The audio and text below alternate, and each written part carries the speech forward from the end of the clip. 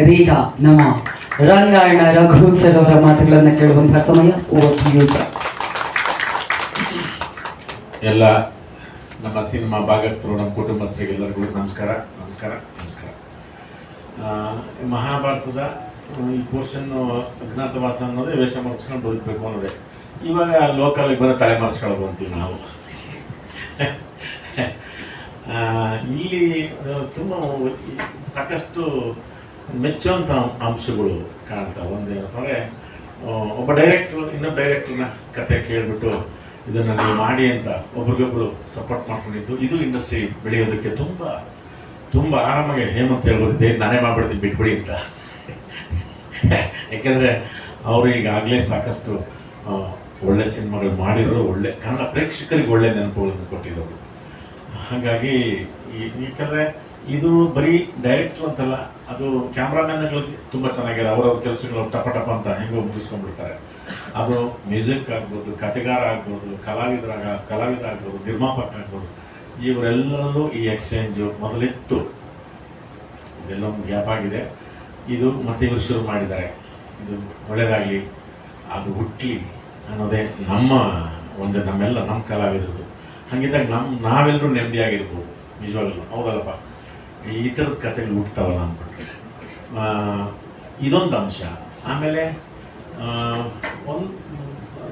ತುಂಬ ನಾವು ಕೆಲಸ ಎಲ್ಲ ಮಾಡಿದ್ಮೇಲೆ ಮಾತಾಡ್ತಿದ್ವಿ ಅಂದಾಗ ಅದಕ್ಕೊಂದು ಮತ್ತೆ ಹೇಮಂತ್ ಅವರು ತಾಯಿ ವಿಚಾರಕ್ಕೆ ಬಂದಾಗ ಅವ್ರ ತಾಯಿನ ಇದ್ದರು ಪೂಜೆ ದಿವಸ ಬಂದಂಗೆಲ್ಲ ಖುಷಿ ಆಯಿತು. ಅವ್ರ ತಾಯಿದೊಂದು ಸ್ವಲ್ಪ ಡಿಸ್ಟರ್ಬ್ ಆಯಿತು. ಅವ್ರ ತಾಯಿನ ಹೋದಾಗ ಆವಾಗ ಅದಕ್ಕೆ ಅವರು ಸ್ವಲ್ಪ ಟೈಮ್ ತಗೊಂಡು ಮತ್ತು ನಮಗೆ ಅದನ್ನು ಚೇತರಿಸ್ಕೊಂಡು ಮತ್ತೆ ಅದಕ್ಕೆ ಶುರು ಕುಂತಾಗ ಬೆಂಗಳೂರು ಕುಮಾರ್ ಅವ್ರು ಬಂದಿರೋದು ನಿಜವಾಗ್ಲೂ ಭಾಳ ಒಂದು ತುಂಬ ಪ್ರೊಫೆಷ್ನಲ್ ಆಗಿ ಬಂದಿರೋದು ನಮಗೆ ಭಾಳ ಖುಷಿ ಆಯಿತು ಈ ಸಿನಿಮಾಗೆ. ಅಂದರೆ ಅವ್ರು ನೋಡಿ, ಯಾಕಂದರೆ ಅವರು 9 ಭಾಷೆ ಮಾಡೋರು. ಬೆಂಗಳೂರು ಕುಮಾರ್ ಅಂತ ಅಷ್ಟೇ, ತೆಲುಗು, ತಮಿಳು, ಕನ್ನಡಕ್ಕೂ ಅವ್ರು ಬೆಂಗಳೂರು ಕುಮಾರ್ ಬಂದಿರೋದು, ಅದು ನಮ್ಗೆ ತುಂಬ ಪ್ಲಸ್ ಆಗಿತ್ತು. ಇದು ನಿಜವಾಗ್ಲೂ ಇದು ನಮಗೆ ನಮ್ಮ ಸಿನಿಮಾ ನಿಜವಾಗ್ಲೂ ಒಂದು ಅಜ್ಞಾತವಾಸಿ ಅಂತ ಧೈರ್ಯ. ಇನ್ನು ಜನಾರ್ದನ್ ಈ ಕತೆ ಹೇಳಿದಾಗ ಫಸ್ಟು ಜನಾರ್ದನ್ ಹೇಳಿದ ತಕ್ಷಣ ಯಾರು ಜನಾರ್ದನ್ ಈ ಕತೆ ಮಾಡಿದ್ದು ಅಂದರೆ ಅವ್ರ ಗುರುಗಳು ಅಂತ ಒಂದು ಸ್ವಲ್ಪ ಸೈಲೆನ್ಸು. ಯಾವ ಪಾತ್ರ ಕೇಳಿದ್ರು ಇದ್ಯಾರು ಮಾಡ್ತಾರೆ, ಅದ್ಯಾರು ಮಾಡ್ತಾರೆ ಹೆಂಗಿತ್ತಾರು ಮಾಡ್ತಾರೆ ಅಂದರೆ ಎಲ್ಲ ಪಾತ್ರಗಳ ಬಗ್ಗೆ ಹೊಟ್ಟೆ ಕಿಚ್ಚಾಗಂಗಿದೆ. ಶರತ್ ಒಂಥರ ಡಬಲ್ ಹೊಟ್ಟೆ ಕಿಚ್ಚಾಗುತ್ತೆ. ಇವರು ಜ್ಯೋತಿಷಿಗಳು, ಇಡೀ ಸಿನಿಮಾ ಜ್ಯೋತಿಷಿಗಳು ಇವರೇ. ಸುಮ್ಮನೆ ಸೈಲೆಂಟಾಗಿ ಕೂತಾರೆ ನೋಡಿ ಇವರು, ರವಿಶಂಕರ್ ಗೌಡ್ರು ಅವರೇ ನಿಜವಾದ ಜ್ಯೋತಿಷಿಗಳು ಈ ಸಿನಿಮಾಗೆ. ಬೂಸ್ರೆ ಬಿಡಲ್ಲ. ಹೇಮಂತ್ ಅವಾಗಲೇ ಸೈಡ್ ಕರ್ಕೊಂಡು ಹೇಳಿದ್ರು, ಇದು ಮರ್ಡರ್ ಮಿಸ್ಟರಿ ಸಿನಿಮಾ, ಜಾಸ್ತಿ ಕತೆ ಬಗ್ಗೆ ಬಿಟ್ಕೊಡ್ತೀವಿ, ಇಲ್ಲಾಂದ್ರೆ ನೀವು ಮರ್ಡರ್ ಆಗ್ತೀರಾ ಅಂತ. ಸೊ ಹಾಗಾಗಿ ಸೈಲೆಂಟಾಗಿ ಕೂತಿದ್ದೀನಿ. ಆ ಥರದ್ದು ಯಾರ ಪಾತ್ರಗಳು ಕೇಳಿದ್ರು, ಪಾವನ ಅವ್ರದ್ದಾಗ್ಬೋದು, ಸಿದ್ದುದಾಗ್ಬೋದು, ಈ ಎಲ್ಲ ಕ್ಯಾರೆಕ್ಟರ್ಗಳಾಗ ಇವ್ರೇನು ಮಾಡ್ತಾರೆ ಅವ್ರೇನು ಮಾಡ್ತಾರೆ ಈ ಥರದ್ದು. ಆಮೇಲೆ ಒಂದು ಸಣ್ಣದಾಗಿ ಹೌದಲ್ಪ, ಮುಂದೆ ಈ ಕೊಲೆ ಇದು ನಮಗೆ ಕೆಲವು ಕೊಲೆಗಳು ನಿಮಗೆ ಮೆಂಟಲಿನೂ ಆಗುತ್ತೆ, ಫಿಸಿಕಲಿ ಆಗುತ್ತೆ. ಈ ಅದೇ ನಮ್ಗೆ ಹೇಳ್ಬೋದಲ್ಲ, ತಲೆಮರೆಸ್ಕೊಳ್ಳೋದು ಅಂತ. ಒಳಗೆ ತಳದೊಳಗೆ ನನ್ನೊಳಗೆ ಈಗ ಈ ಥರದ ಕೊಲೆ ಆದಾಗ ಈಗ ಏನು ಮಾಡೋಣ, ಯಾರಿಗೆ ಹೇಳೋಣ? ಈ ಥರದ್ದೇನೋ ಒಂದು ಮಾಡಿ ಮೊಸರು ಮಜ್ಜಿಗೆ ಮಿಕ್ಸಿಲ ಕರೆದು ರುಬ್ಬಿಬಿಟ್ಟು ಅವ್ರು ಇದನ್ನು ಹೆಂಗೆ ತಪ್ಪಿಸ್ಕೊಳ್ತಾರಲ್ಲ. ಆಮೇಲೆ ಎಲ್ಲೆಲ್ಲೋ ಆ ಥರದ್ದು ಇದಕ್ಕೆ ಸಪೋರ್ಟಿವ್ ಆಗಿ ತುಂಬ ಅದ್ಭುತ. ಚಿಕ್ಕಮಂಗ್ಳೂರಿನ ಯಾವ್ಯಾವ ಮನೆಗಳು ಅಲ್ಲಿ, ಅವ್ರು ಸುಮಾರು ಅವೆಲ್ಲ 500-600 ವರ್ಷದ ಹಳೆಯ ಮನೆಗಳು, 1 ಕಿಲೋಮೀಟರ್ ಮನೆಗಳು. 9 ವೆಂಕಟರಮಣ ಸ್ವಾಮಿ ತರೋದು 9 ಮನೆಗಳು. ನಮ್ಮ ಸಿನಿಮಾಗೆ ಮಾಡಿದ್ವಿ ನನಗೆ ಒಂದು ಭಾಗದಲ್ಲಿ ತೆಗೆದಿದ್ದು ಆಚಾರ ಕುತ್ಕೊಳ್ಳೋಕ್ಕೆ, ಇದು ಉಣ್ಣಕ್ಕೆ, ಇದು ಮಲ್ಕೊಳ್ಳೋಕ್ಕೆ, ಇದು ಮತ್ತೆ ಒಳಗೆ ಅವೆಲ್ಲ ಬಾಗ್ಲಕ್ಕೆ ಅಲ್ಲಿ ಅಡುಗೆ ಮಾಡ್ಕೊಂಡು ಅಲ್ಲೂ ಇರ್ಬೋದು ಅಂತ. ಹೀಗೆ ಲೈನ್ಗೆ ಒಂದು 9-10 ದ್ವಾರಗಳಿರೋ ಆ ಮನೆ. ಅದು ಯಾರ್ದು ಆ ಮನೆ, ಅದು ನಮ್ಮ ಸಿನಿಮಾಗೆ ಸಂಬಂಧಪಟ್ಟ ಮನೆಯೇ ಅದು. ಆ ಥರದ ಲೊಕೇಶನ್ಗಳು ಈ ಕಥೆ ಪೂರ್ವಕವಾಗಿ ಹೇಳ್ತಿರೋದು. ಆ ಥರದ ಪೂರ್ವಕವಾಗಿ ಇಷ್ಟೆಲ್ಲ ಮಾಡಿದಾಗ ನಮಗೊಂದು ಸಣ್ಣದಾಗಿ ಏನಪ್ಪ ಅಂತಂದರೆ ಒಂದು ಭಯ ಹುಟ್ಟಿದ್ದು ಈ ಕೊಲೆ. ಯಾಕಂದರೆ ಈಗಾಗಲೇ ಕೊಲೆ ಬಗ್ಗೆ ಸಾಕಷ್ಟು ಒಳ್ಳೆ ಸಿನಿಮಾಗಳು ಬಂದ್ಬಿಟ್ಟಿದ್ದಾವೆ, ಸಾಕಷ್ಟು ಒಳ್ಳೆ ಸಿನಿಮಾ ಬಂದಿದ್ದಾರೆ. ಒಂದು ಸಣ್ಣ ಆಸೆ ಹುಟ್ಟಿದ್ದೇನಂತಂದರೆ ಮತ್ತೆ ಕನ್ನಡ ಚಿತ್ರರಂಗಕ್ಕೆ ಸಾಕಷ್ಟು ಒಳ್ಳೆ ಸಿನಿಮಾಗಳು ಬಂದಿದ್ದಾವೆ. ಆ ಒಳ್ಳೆ ಸಿನಿಮಾಗಳ ಸಾಲಿನಲ್ಲಿ ಜನಾರ್ದನ್ ಮತ್ತು ಹೇಮಂತ್ ರಾವ್ ಇದನ್ನು ಸೇರಿಸ್ತಾರೆ ಅನ್ನೋದೊಂದು ನಂಬಿಕೆ. ಯಾಕಂದರೆ ಆ ಥರದ ಕೆಲಸ ಮತ್ತು ಎಲ್ಲರದ್ದು ಇದು ಪಾತ್ರದ ಜೊತೆ ಇರೋದು, ಪಾತ್ರವನ್ನು ವ್ಯಕ್ತಪಡಿಸೋದಲ್ಲ. ಎಲ್ಲರೂ ಅಷ್ಟೇ. ಆಮೇಲೆ ಅದಕ್ಕೆ ನಮ್ಮ ಸ್ಪರ್ಧಿಯಾಗಿ ಅದ್ವೈತ ಕೆಲಸ ಮಾಡ್ತಾರೆ. ಈಗಿನ್ನೂ ಗೊತ್ತಿಲ್ಲ ನಮಗೆಲ್ಲರಿಗೂ ತಲೆ ಮಾಡಿದಂಗೆ ಚರಣ್ ಏನು ಮಾಡಿದಾರೋ ನಮಗಿನ್ನೂ ಗೊತ್ತಿಲ್ಲ. ಅವ್ರನ್ನ ಕ್ಯಾರೆಕ್ಟ್ರಾಗಿ ಉಳ್ಕೋಬೋದು ಗೊತ್ತಿಲ್ಲ. ಇವರೆಲ್ಲ ಆಗಲೇ ಅದನ್ನು ನಾವು ಬರೀ ಅಲ್ಲಿ ಪಾತ್ರವನ್ನು ಮಾಡಿದವರು. ಇವರೆಲ್ಲ ಪ್ರೇಕ್ಷಕರಾಗಲೇ ಇದನ್ನು ನೋಡಿಬಿಟ್ಟಿದ್ದಾರೆ. ಇದನ್ನು ನೋಡಿ ಹಾಗಾಗಿ ಇವರು ನಮಗೇನು ಬಿಟ್ಕೊಡ್ತಿಲ್ಲ ಇದು ಆಗಿದೆ ಅಂತ. ಹಾಗಾಗಿ ಈಗ ನಮಗೆ ಒಂದು ಈ ಥರದೊಂದು ಹೊಸ ಪ್ರಯತ್ನಕ್ಕೆ ಒಂದು ನಿಮ್ಮೆಲ್ಲರ ಅದೇ ಮತ್ತೆ ಒಂದು ಪ್ರೋತ್ಸಾಹ ನಮಗೆ ಬೇಕು. ಯಾಕಂದರೆ ಕನ್ನಡ ಚಿತ್ರರಂಗದಲ್ಲಿ ನೀವುಗಳು ಹೊಸತನಕ್ಕೆ, ಹೊಸಬರಿಗೆ, ಈ ಥರದ ಹೊಸ ವಿಚಾರಗಳಿಗೆ ನಮ್ಮಲ್ಲಿ ಮಾಡಿದಾಗ ನೀವು ತುಂಬ ನಿಮ್ಮದಂತ ನೀವು ಹೆಗಲ ಮೇಲೆ ಇಟ್ಕೊಂಡು ಅದಕ್ಕೆ ಸಪೋರ್ಟ್ ಮಾಡಿದ್ದೀರಾ, ಅದನ್ನು ಪ್ರೋತ್ಸಾಹ ಕೊಟ್ಟಿದ್ದೀರಾ, ಅದನ್ನು ಆ ಸಿನಿಮಾನ ನೀವು ಉಳಿಸಿದ್ದೀರಾ. ಇದಕ್ಕೆ ಈ ಅಜ್ಞಾತವಾಸಿ ಸಿನಿಮಾಗೆ ನೀವೆಲ್ಲರೂ ಮನದುಂಬಿ ಸ್ವಇಚ್ಛೆಯಿಂದ ಮಾಡ್ತೀರಾ, ಮಾಡಿ ಅಂತ ನಿಮಗೆ ಮನದುಂಬಿ ಪ್ರೀತಿಯಿಂದ ನಾವು ಕೇಳ್ಕೊತಾ ಇದ್ದೀವಿ. ಹಾಂ ಮೇಡಮ್, ಹೌದು ಮೇಡಮ್.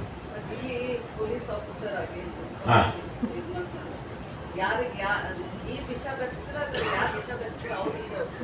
ನೀವು ಬುಡಕ್ಕೆ ಒಂದೇ ಸರಿ ನಾನೇನು ಬಾಯಿ ತಪ್ಪು ನೋಡಿ ಅಲ್ಲಿ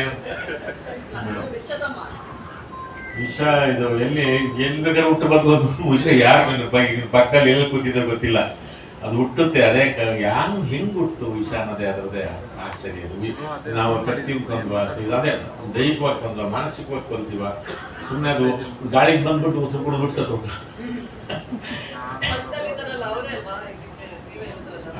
ಅವರವರೇ ಎಲ್ಲ ಜ್ಯೋತಿಷಿಗಳು ಮೇಡಮ್. ಕೊಲೆಗೆ ಯಾವ್ದನ ಜ್ಯೋತಿಷಿ ಇದ್ದಾನ ನೋಡಿ, ಇವರೇ ಜ್ಯೋತಿಷಿ ಕೊಲೆಗೆ. ಏನು ಅವ್ರೇನು ಲೇಡಿ ಸುಮ್ಮನೆ ಅನ್ಕೊಂಡ್ರ? ನೋಡಿ ಗೊತ್ತಾಗತ್ತೆ ನಿಮ್ಗೆ.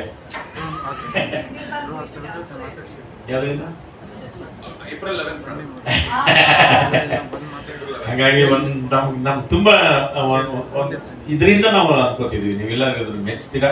ಇದು ಬೇರೆ ತರದ ಒಂದು ಪ್ರಯತ್ನ.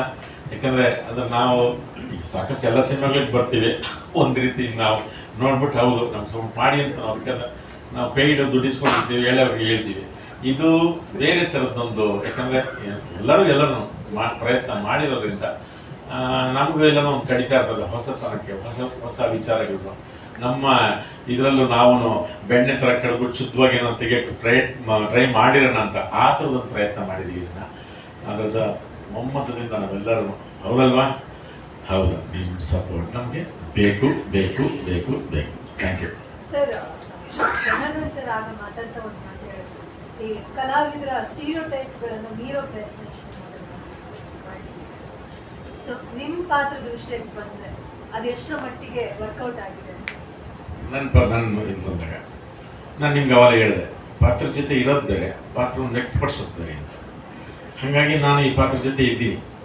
ನನಗಿರೋ ಕೇಳಿದ್ರೆ ಅಷ್ಟೇ, ಸರ್ ನೀವು ಅಲ್ಲಿ ಇಟ್ಬಿಡಿ, ನಾವು ಮಿಕ್ಕಿದ್ದು ನಾವು ಮಾಡ್ಕೋತೀವಿ ಅಂತ. ನಾನು ಅಲ್ಲಿ ಇದ್ದೀನಿ ಅಷ್ಟೇ. ಯಾವುದೇ ಥರದ ಅಲಂಕಾರ ಮಾಡಕ್ಕೆ ಹೋಗಿಲ್ಲ ಇಲ್ಲಿ, ಬೇಡ ಅಂತ. ನೀವು ಕತೆ ಕೇಳಿದ್ರೆ ನಿಮಗೆ ಮಾಡಬೇಕು ಅಂತ ಅನ್ಸಲ್ಲ. ಈಗ ನಾನು ಸಿನಿಮಾ ನೋಡಿದ್ದೀವಿ. ಇವಾಗ ನಮ್ಮಲ್ಲಿ ಸತ್ರನೂ ಅಲಂಕಾರ ಮಾಡ್ತಾರೆ, ಬದುಕುದ್ರೂ ಅಲಂಕಾರ ಮಾಡ್ತಾರೆ. ಅದು ಪೇನ್ ಡಿಫ್ರೆನ್ಸ್ ಅಲ್ವಾ, ಖುಷಿ ಡಿಫ್ರೆನ್ಸ್ ಅಲ್ವಾ, ಡಿಫ್ರೆನ್ಸ್ ಆಗುತ್ತಲ್ಲ ಅದಕ್ಕೆ. ಹೂವು ಎರಡಕ್ಕೂ ಬಳಸ್ತೀವಿ, ಅದಕ್ಕೂ ಬಳಸ್ತೀವಿ, ಇದಕ್ಕೂ ಬಳಸ್ತೀವಿ. ಆ ಹೂವು ನಮಗೆ ನಲುಗ್ದಂಗೆ ಕಾಣುತ್ತೆ ಸತ್ತಾಗ. ಅದೇ ಹೂವು ಯಾರನ್ನ ಹುಟ್ಟಿದ್ರೆ ಹಾಕಿದಾಗ ಎಷ್ಟು ಚೆನ್ನಾಗಿದೆ, ಎಷ್ಟು ಕಲರ್ಫುಲ್ ಆಗಿದೆ ಅಂತ ಅನ್ಸುತ್ತೆ. ಈ ಥರದ ದಾಖಲಾಟಗಳನ್ನ ಜನಾರ್ದನ್, ಯಾಕೆ ನಾನು ಯಾಕೆ ಜನಾರ್ದನ್ ಬಗ್ಗೆ ತುಂಬ ಬೇರೆ ಥರದಲ್ಲಿ ಒಟ್ಟು ಭಾರತೀಯ ಚಿತ್ರರಂಗದಲ್ಲಿ ಬೇರೆ ಥರ ನಿಲ್ತಾರೆ ಅಂತಂದರೆ, ಅದು ನಿಜವಾಗ್ಲೂ ಅದು ಗುಲ್ಟು ಆಗ್ಬೋದು, ಆಮೇಲೆ ಇದಾಗ್ಬೋದು, ಅದಕ್ಕೆ ಬೇರೆದೊಂದು ಕೊಟ್ಟಿರ್ತಾರೆ. ನನಗೆ ಒಂದು ಕ್ಷಣ ಹೆಂಗೆ ಇದು ಸಾಧ್ಯನಾ ಅಂತ ಅನಿಸ್ತು. ಆದರೆ ಯಾವುದೇ ಮನುಷ್ಯನಿಗೆ ಹುಟ್ಟೋದಕ್ಕೆ ಅವನಿಗೆ ಸಹಜ, ಅದು ನೇಚರ್ ಹುಟ್ಟಬೋದು. ಸಾಯಿಸೋದು ಯಾರಿಗೂ ಹಕ್ಕಿಲ್ಲ, ಹೌದಲ್ವ? ಯಾರನ್ನೂ ಸಾಯಿಸೋದಕ್ಕೆ ಯಾವುದಕ್ಕೂ ಹಕ್ಕಿಲ್ಲ, ಯಾರೇ ಆಗಿಲ್ಲ.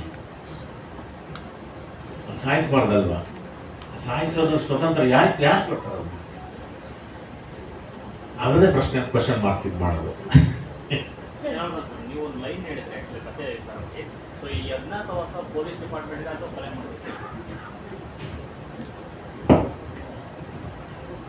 ಅದು 11ಗೆ ಆನ್ಸರ್ ಮಾಡಿದ್ರೆ ಬೆಟರ್ ಅನ್ಕೊಂತೀನಿ. ಸರ್, ಅಜ್ಞಾತವಾಸ ಹೋಗೋದು ಪಾಂಡವರು, ದುರ್ಯೋಧನ ಅವರಿಂದ ಬಚಾವ್ ಆಗೋದು ನೀರೊಳಗಡೆ ಇರ್ತಾರೆ, ಓಕೆನಾ? ಸೊ ಇಲ್ಲಿ ಯಾಕೆ ಇವ್ರು ಇದ್ದಾರೆ ಅಂತ ನೀರೊಳಗಡೆ? ಅಲ್ಲ, ನನಗೆ ನೀವು ಎಷ್ಟು ಕೇಳಿಸಿದ್ರು ನಾನು ಹೆಂಗೆ ಉತ್ತರ ಕೊಡಲಿ? ಎಲ್ಲ ಕ್ವಶನ್ಗೂ ಉತ್ತರ ಹೇಳ್ಕೊಡಲ್ಲ ಅನ್ನೋದು. ನಮಗೆ ಪಾಂಡವರು ಒಳಗೆ ಬಚ್ಕೋಬೇಕಾಯ್ತು ಸರ್, ಎಷ್ಟು ಜನ ಒಳಗಡೆ ಇರ್ಬೇಕಾಯ್ತು. ಅಲ್ಲ ಸರ್, ಅಂದ್ರೆ ನಿಮ್ಮನ್ನ ಪಾಂಡವರು ಅಂತ ಅನ್ಕೊಂಡ್ಬಿಟ್ಟಿದ್ದಾರೆ ಅವರು. ಅದಕ್ಕೆ ನೀವು ಅಲ್ಲಿ ಕೂತಿದ್ದ ಅಷ್ಟೇ ಹೇಳಿದ್ರು. ಪಾಂಡವ ತರ ಇದ್ದೀನಿ, ಪಾಂಡವ ದುರ್ಯೋಧನದ್ದು ಅಂತ. ಸರ್, ಬೃಂದ ಅವ್ರು ಹೇಳ್ತಾ ಇದ್ರು ಅವಾಗಲೇ, ಇನ್ನು ರಂಗಾಯಣ ರಘು ಅವ್ರು ಒಳಗಡೆ ಇರೋ ಆಕ್ಟರ್ನ ಇನ್ನೂ ನೋಡಿಲ್ಲ ಅಂತ ಹೇಳ್ಬಿಟ್ಟು, ಅದಕ್ಕೆ ನೀರಿನ ಒಳಗಡೆ ಕಳ್ಸಿದ್ದಾರೆ ಸರ್. ಅದಕ್ಕೆ ನೀವು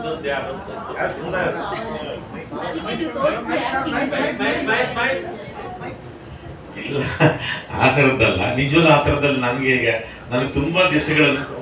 ತುಂಬ ದಿವಸಗಳಾದ್ರೂ ನನಗೆ ಈಗ ಸಾಕಷ್ಟು ನನಗೆ ಗೊತ್ತಿರೋ ಪ್ರಕಾರ ಒಂದಷ್ಟು ನೆನಪುಗಳು ಪ್ರೇಕ್ಷಕರಿಗೆ ಕೊಟ್ಟಿದ್ದೀನಿ. ಇದು ಈ ಸಿನಿಮಾದ ನೆನಪುಗಳು ನಿಜವಲ್ಲೂ ನಿರಂತರವಾಗಿರುತ್ತೆ ಅಂತ ನನಗೊಂದು ನಂಬಿಕೆ ಇದೆ. ಅದರ ಪೂರ್ತಿ ಶ್ರೇಯಸ್ಸು ನಮ್ಮ ಜನಾರ್ದನ್ ಮತ್ತು ಹೇಮಂತ್ ಹೋಗಬೇಕು. ಅದ್ರ ಕತೆ ಹೇಳಿದಾಗ ಒಂದು ಕ್ಷಣ ಹೌದು ಎಲ್ರಿಗೂ ಒಂಥರ ನನಗಂತೂ ಭಯ ಆಯಿತು. ಆದರೆ ಇಲ್ಲ, ಇದು ಬೇರೆ ಥರದ್ದು. ನಾನು ತುಂಬ ಒದ್ದಾಡ್ಕೊಂಡೇ ಮಾಡಿದ್ದೀನಿ. ಅದು ಈ ಪಾತ್ರ ಬಿಡ್ತಿಲ್ಲ. ತುಂಬ ತುಂಬ ತುಂಬ ಕಾಟ ಕೊಟ್ಟು ಕಿಡ್ಲೆ ಕೊಟ್ಟು ನೆಮ್ಮದಿಯೆಲ್ಲ ಮಾಡ್ಬಿಟ್ಟಿದೆ. ಆಮೇಲೆ ಯಾರಾದ್ರೂ ಉತ್ತರ ಕೊಡಬೇಕು ಅಂತ. ಆದರೆ ಆ ಥರದ್ದು ಆಗಲ್ಲ. ಹೌದು, ಈ ಥರದ್ದು ಆಗುತ್ತಾ ಆಗ್ತಾನೆ ಇರುತ್ತಾ ಅನ್ನೋ ಪ್ರಶ್ನೆ ನಿಮಗೂ ಬರುತ್ತೆ, ನಿಮಗೂ ಬರುತ್ತೆ, ನನಗೂ ಬರುತ್ತೆ.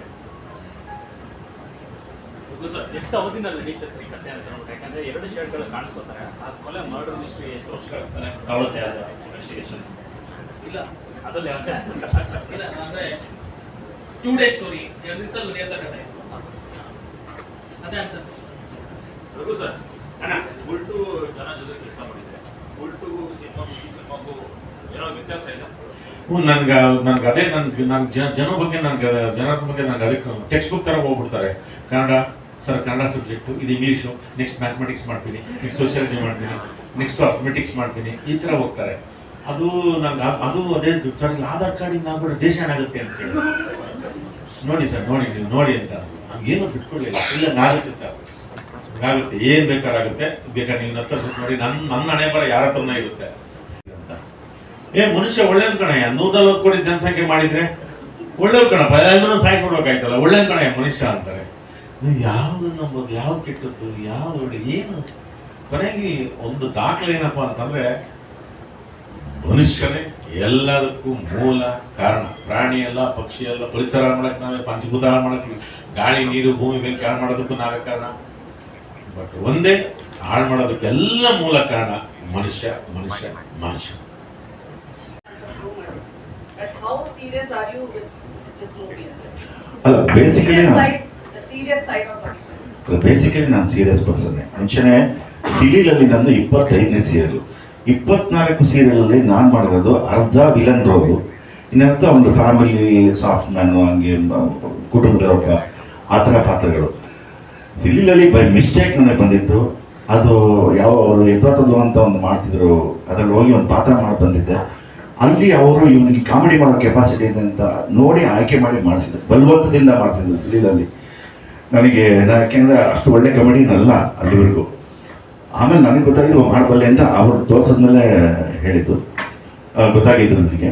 ಸೊ ಹಾಗಾಗಿ ನನಗೆ ಸೀರಿಯಸ್ ಪಾತ್ರಗಳು ಅಂದರೆ ತುಂಬ ಇಷ್ಟ. ಅದು ಮಾಡುವಾಗ ನನಗೆ ಗೊತ್ತಿಲ್ದೇ ಅದಕ್ಕೆ ಇನ್ವಾಲ್ವ್ ಆಗ್ತೀನಿ ಅನ್ನೋದು ನನಗೆ ಯಾವಾಗಲೂ ಅನಿಸ್ತಿರುತ್ತೆ. ಸೊ ಈ ಸಿನಿಮಾದಲ್ಲಿ ಇಂಥ ಒಂದು ಅದ್ಭುತವಾದ, ತುಂಬ ಒಳ್ಳೆಯ ಸಿನಿಮಾದಲ್ಲಿ ಒಂದು ಒಳ್ಳೆ ಕಾಂಬಿನೇಷನ್ನಲ್ಲಿ ನಿರ್ಮಾಣ ಆಗ್ತಿರುವಂಥ ಈ ಸಿನಿಮಾದಲ್ಲಿ ನನಗೆ ಈ ಥರ ಪಾತ್ರ ಸಿಕ್ಕಿದ್ದು ನಿಜಕ್ಕೂ ಖುಷಿ. ಅದನ್ನು ಮತ್ತಷ್ಟು ವ್ಯಕ್ತಪಡಿಸೋದಕ್ಕೆ, ಏಕೆಂದರೆ ತುಂಬ ಜನ ನನ್ನ ಒಬ್ಬ ಕಮಿಡಿಯನ್ ಅಂತಲೇ ಅಂದ್ಕೊಂಡ್ಬಿಟ್ಟಿದ್ದಾರೆ. ಸೊ ಅದನ್ನು ಎಲ್ಲೋ ಒಂದು ಕಡೆ ಅದು ಇಲ್ಲ, ರವಿ ಎಲ್ಲ ಪಾತ್ರಗಳನ್ನು ಮಾಡ್ತಾನೆ ಅನ್ನೋದನ್ನು ಎಲ್ರಿಗೂ ಗೊತ್ತಾಗಬೇಕು. ಆ ಗೊತ್ತಾಗೋ ನಿಟ್ಟಿನಲ್ಲಿ ಆ ಒಂದು ಕ್ರೆಡಿಟು ನಮ್ಮ ಹೇಮಂತ್ಗೆ ಮತ್ತು ನಮ್ಮ ಜನಗೂ ಸೇರಬೇಕು. ಸೊ ಹಾಗಾಗಿ ಈ ಪಾತ್ರ ಅವರು ಆ ಥರ ಯಾವಾಗ ಹೇಳಿದ್ನಲ್ಲ, ನಂಬಿಕೆ ಇಟ್ಟು ಆ ಪಾತ್ರವನ್ನು ಕೊಟ್ಟಿದ್ದು ಅಂತ. ಯಾವಾಗಲೇ ಸಮಯ ಇನ್ನೊಂದು ಕೇಳೋದಕ್ಕೆ ಹೆಡ್ ಕಾನ್ಸ್ಟೇಬಲ್ ಅನ್ನೋದನ್ನು ಮರ್ತ್ಬಿಟ್ಟಿದೆ. ಯಾಕೆ ಅಂತಂದರೆ ಆ ಊರಲ್ಲಿ ಕ್ರೈಮೇ ನಡೆದಿರಲ್ಲ, ಸೊ ಹಂಗಾಗಿ ನಾವು ಸ್ಟೇಷನಲ್ಲಿ ಯೂನಿಫಾರ್ಮೇ ಹಾಕಿರಲ್ಲ, ಪಂಚಲ್ಲೇ ಇರ್ತೀವಿ, ಶರ್ಟಲ್ಲೇ ಇರ್ತೀವಿ. ಸೊ ಹಂಗೆ ಹೋಗಿ ಬರ್ತಿರ್ತೀವಿ ಆ ಥರ. ಹಂಗಾಗಿ ಆ ಪಾತ್ರ ಮಾಡ್ತೀವಿ ಹೇಳಿದ್ದೀನಿ. Yes, thank you. Hemanth sir, ಒಂದು ಕ್ವಶನ್. ನೀವು ಹೇಳಿದ್ರಿ ಈ ಸಿನಿಮಾ ಗೆಲ್ಲತ್ತೆ ಅನ್ನೋ ವಿಶ್ವಾಸ ಇದೆ, ಆ ಟೈಮಲ್ಲೇ ನಾನು ಬಂದಿದ್ದೀನಿ. ಸೊ ಕೆಲವು ರೀಸನ್ಸ್ ಹೇಳ್ಬೋದಾ, ಹೇಳಕ್ಕಾಗಲ್ಲ ನಿಮ್ಗೆ ಇದು ನನ್ನ ಸಿನಿಮಾ ಗೆಲ್ಲಿಸುವ ಅಂಶ ಇದು ಅಂತ ಇದು ಟೈಮ್ ಅಂತ ಅನ್ಸಿ. ಅಲ್ಲ ಸಿನಿಮಾ ಗೆಲ್ಲತ್ತೆ ಅಂತ ನಾನು ಅದು ಆಡಿಯನ್ಸಿಗೆ ಬಿಟ್ಟಿದ್ದು, ನಾನು ಅದನ್ನ ಇವಾಗ ನಿರ್ಧಾರ ಮಾಡೋಕ್ಕಾಗಲ್ಲ. ಬಟ್ ವ್ಯಾಪಾರದ ಪರ್ಸ್ಪೆಕ್ಟಿವ್ ಅಲ್ಲಿ ಮಾರ್ಕೆಟ್ ಸಿನಿಮಾ ಖರೀದಿ ಮಾಡ್ತಾ ಇದ್ದಿದ್ದ ರೀತಿ, ಸಿನಿಮಾಗೆ ಅಳ್ತೆ ಮಾಡ್ತಾ ಇದ್ದಿದ್ದ ರೀತಿ ಹಿಂದಿನ ವರ್ಷ 2 ವರ್ಷದ ಹಿಂದೆ ತುಂಬಾನೇ ಅಂದ್ರೆ ಒಂದು ಡೌನ್ವರ್ಡ್ ಟ್ರೆಂಡ್ ಅಲ್ಲಿ ಇತ್ತು. ಇವಾಗ ಮಾರ್ಕೆಟ್ ಒಂದು ಸ್ವಲ್ಪ ಕರೆಕ್ಷನ್ ನಡೆದಿದೆ.